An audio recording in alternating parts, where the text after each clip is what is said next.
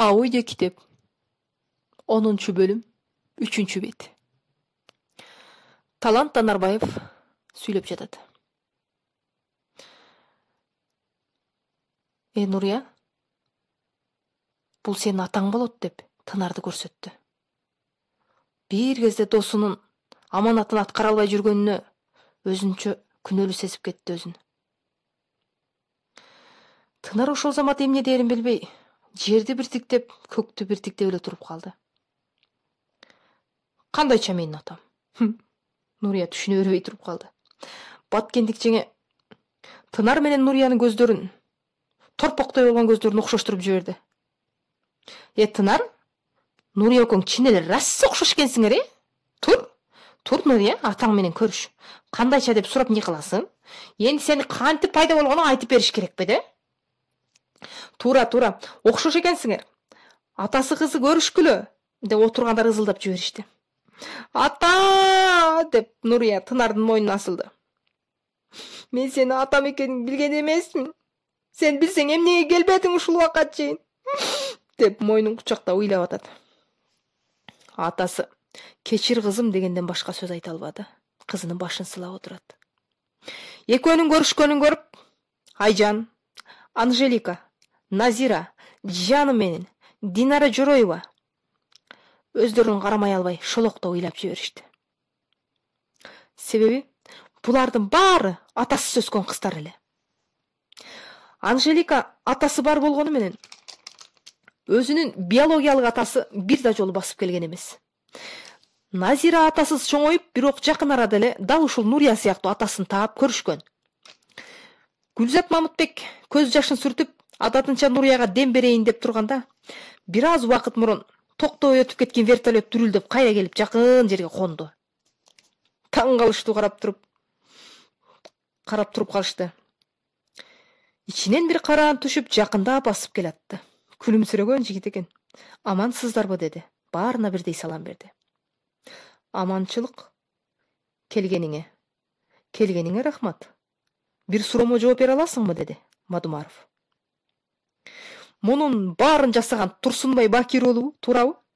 Мен туура айтып атамбы? Жок. Билбейм. Кандайча билбейм? Сен баарын билесиң, ошон үчүн жол таап келдиң да.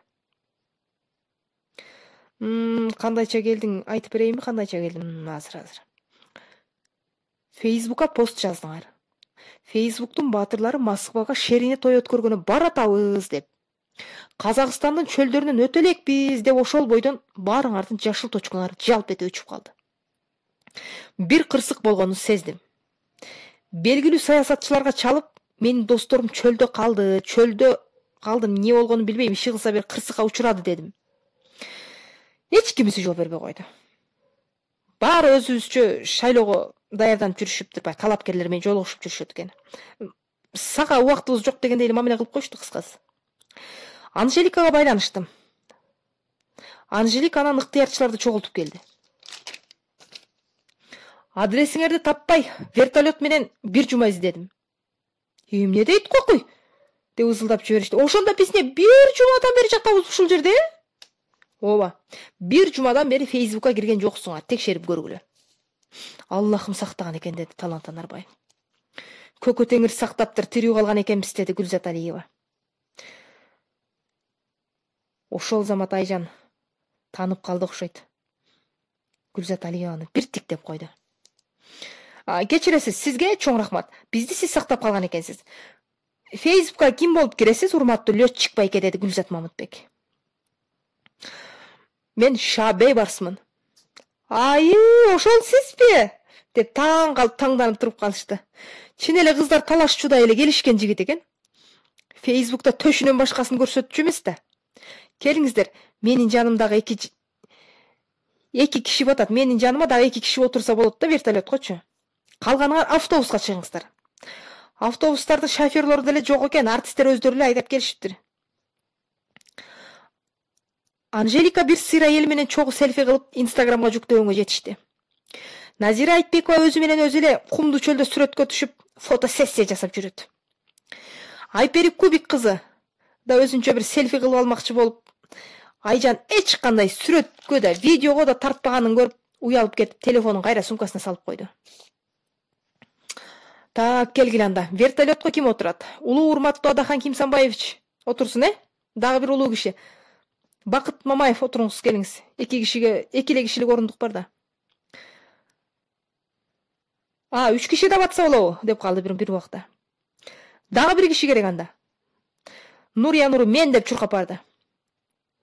Баткендик жеңе, Нурия, сен атаң Тынар менен эле кеңири сүйлөшүп, автобуста эле кетсең болмок деп сүйлөшүп, маза кылып кетпейсиңби, деди. Тынар Курбаналиев, кызы Нурия, атасындай болгон киши менен вертолетто чогуу баратканына албетте жактырбады. Кызым, мени менен эле автобуста кет деп айткысы келди, бирок айта албады. Бакпаган, өмүрүндө биринчи жолу көрүп отурган кызына тили өтпөшү белгилүү эле. Баары автобуска чыгып, эми жөнөөрдө Динара ызы чуу кылып калды. Токтот эле дейт, чачын жулуп, жер тепкилеп, жинди болуп атат өзүнчө эле. Көрсө кагаз менен ручкасы кумдуу чөлдө калып калган экен. Анын коргоочусу да, сактоочусу да ошол кагаз болчу. Өлүп баратса да кагаз ручканы кучактап өлсө керек ушул кыз. Динара, сен кыжы болбосоң дем, шаарга барганда раса көп кагаз менен ручка алып берем. Общий тетрада берейинби, деди Баткендик жеңе. 4 та берсем жетеби? Ой эже, мен өлүм алдында жаткан адамдардын сөзүн өзүм да өлүм алдында жатканда жазган элем. Ал кагаз мен үчүн баалуу болчу. Сүйлөңүзчү, сиз мени түшүнбөгөндөн кийин. Динара Баткендик жеңеге атырылып кыйкырып жиберди. Ой, тоба, бир кагаз үчүн жинденген. Тоба кылдым, ушундай кызды биринчи жолу көрүшүм. Баары бир мени эч ким түшүнбөйт экен деди окшойт. Динара терезени ачып туруп боюн таштап жиберди.